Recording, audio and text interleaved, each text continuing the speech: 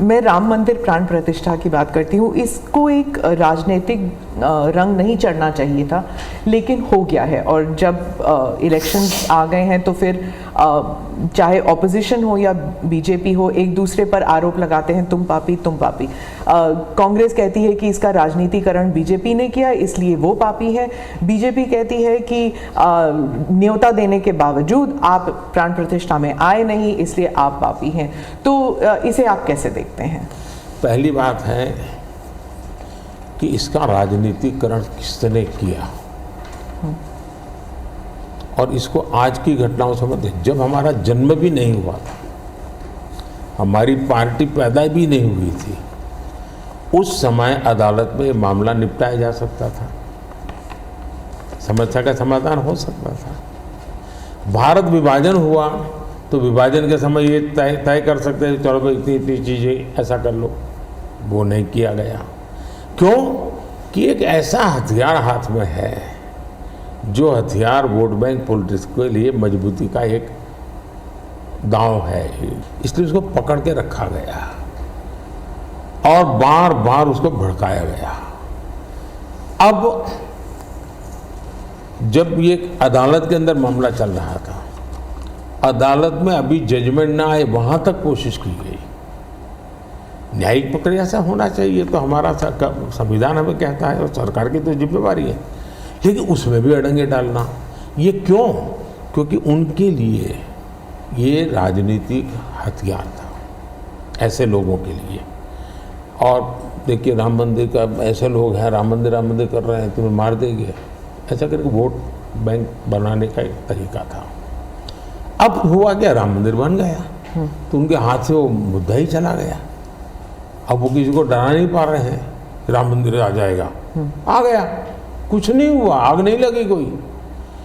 दूसरा इनकी प्रकृति, आप सोमनाथ मंदिर से लेकर के अब तक की घटनाएं देखिए, वे भारत की मूलभूत आस्थाएं, भारत का मूलभूत जो पिंड है उसके प्रति नेगेटिविटी लेकर के ही देश में वो अपनी बात है। अब सोमनाथ मंदिर को क्या प्रॉब्लम था, सरदार पटेल थे, डॉक्टर राजेंद्र बाबू को जाना था, वहाँ तो न जनसंघ था, न भाजपा था, न आरएसएस थी, न कोई लड़ाई थी, लेकिन उन्होंने मना कर दिया जाने। वो जो नेहरू जी की जो चिट्ठी थी, हाँ जो भी है। अब ये और वो परंपरा आज भी चल रही है कि प्राण प्रतिष्ठा का निमंत्रण मिले और आप उसको ठुकरा दें। सचमुच में तो आपको गर्व होना चाहिए कि ये राम मंदिर निर्माण करने वाले जो भी लोग हैं जिन्होंने संघर्ष भी किया है, वे आपके सारे पाप भूल करके, सारे आपके गुनाह भूल करके घर में आकर के आपको इनवाइट कर रहे हैं और नए से व्यवहार शुरू करना चाहते हैं।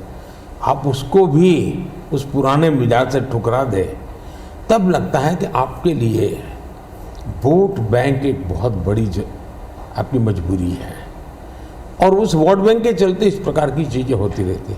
और ये किसी को नीचा दिखाना, किसी का अपमान करना, ये अपना अधिकार मानते हैं। और मैं कभी कभी कहता हूँ वे तो नामदार है, हम तो कामदार है। अब मैं नॉर्थ ईस्ट जाऊँ, वहाँ के लोग कोई कपड़े पहना दे, मैं पहनता हूँ, उसकी भी मजाक उड़ाना, यानी हर चीज़ की। मैं तमिलनाडु जाऊँ, लुंगी पहनूँ तो उनको लगता है देखो ये कर रहा है, वो कर रहा है। मैं हैरान हूँ जी, इतनी नफरत लोकतंत्र में नहीं होती है, नहीं होनी चाहिए। देखिए हमारे लिए, मैं मानता हूँ ये न राजनीति का विषय हम लोगों के लिए है, न होना चाहिए और न कभी होगा। हमारे लिए एक जबरदस्त आस्था का विषय है जी। और ये कोई प्रभु राम का संबंध कोई मेरे कारखाना नहीं आया जी, हजारों साल से, और दुनिया के अनेक देशों में है। जब ये राम मंदिर का निमंत्रण देने के लिए टस्केल मुझे आए, उन्होंने ठुकरा दिया। मैं सोचने लगा इतना बड़ा मुझे दायित्व दिया जा रहा है, मैं अपने आप को योग्य क्या कैसे करूं, अपने आप को योग्य कैसे बनाऊं। तो मैंने कुछ लोगों की एडवाइस ली, कुछ संतों की, कुछ जानकार लोगों की, मेरी स्पिरिचुअल लाइफ से जुड़े हुए कुछ लोगों को मैंने पूछा कि भाई मैं इसको एक प्रधानमंत्री के रूप में इस कार्यक्रम को नहीं लेता हूँ, एक राम भक्त के रूप में करना चाहता हूँ, मुझे क्या करना। उसमें से मुझे सुझाव आया, तो सुझाव तो बहुत, लेकिन मैंने फिर कुछ अध्ययन भी किया और मैंने मनोमन तय किया कि मैं 11 दिन का अनुष्ठान करूँगा। और मैं ज़मीन पे सोता था, नारियल के पानी पर रहता था और तय किया मैं प्रभु राम जहाँ जहाँ गए थे उसमें जहाँ भी मैं जा सकता हूँ जाने का प्रयास करूँगा। और वहाँ मैं अपना, जब मैं श्रीरंगम मंदिर में गया, दक्षिण भारत में, हाँ, दक्षिण भारत में, और कंब रामायण का मैंने पाठ किया वहाँ, तब मुझे वहाँ के लोगों ने बताया कि साहब 800 साल पहले जब कंब रामायण की रचना हुई तो पहला पाठ इसी जगह पे हुआ। और मैं देख रहा सबके आंख में आंसू थे। ये जो मैंने अनुभूति की है साउथ में खास करके, यहाँ बैठे हुए लोगों को अंदाज नहीं आएगा जी कि क्या भक्ति है, क्या आस्था है और कितनी पवित्रता है उसमें। मेरा कार्यक्रम नून नहीं था, मेरा काम तो ऐसा व्यक्तिगत था, लेकिन जो जन सामर्थ्य एक प्रकार से मुझे उनके भाव में अनुभव कर रहा था, तो मेरे लिए शायद मेरी स्पिरिचुअल जर्नी की एक बहुत बड़ा महत्वपूर्ण एक 11 दिन की घटना मैं देखता हूँ। मैं और राम मंदिर प्राण प्रतिष्ठा को मैंने बहुत गंभीर लिया था जी। मैंने एक इवेंट के रूप में नहीं लिया था जी, मेरे लिए वो इवेंट नहीं था। वो एक स्पिरिचुअल मूवमेंट था आपके लिए?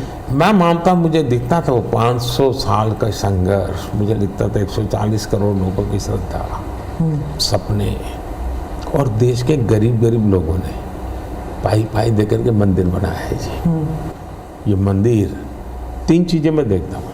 एक, 500 साल का अविरत अखंड एक निष्ठ संघर्ष, लाखों लोगों का एक काम के लिए बलिदान।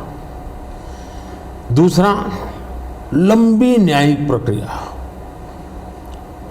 इतने सालों की न्यायिक प्रक्रिया, और न्यायिक प्रक्रिया के हर तराजू से तुल करके निकला हुआ, कसौटी हुआ।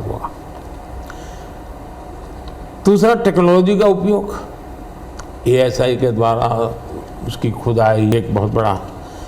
और चौथा, हिंदुस्तान के कोटि कोटि लोगों ने 1-1, 2-2, 5-5 रुपया जो भी दे सकते हैं दे करके ये मंदिर बनाया है। ये मंदिर सरकारी खजाने से नहीं बना है। ये ऐसे पहलू हैं कि जो भारत के स्वाभिमान को, भारत के सामर्थ्य को, भारत के सपनों को, भारत के संकल्प को और भारत के आने वाली पीढ़ी को बहुत बड़ी प्रेरणा देने वाले हैं।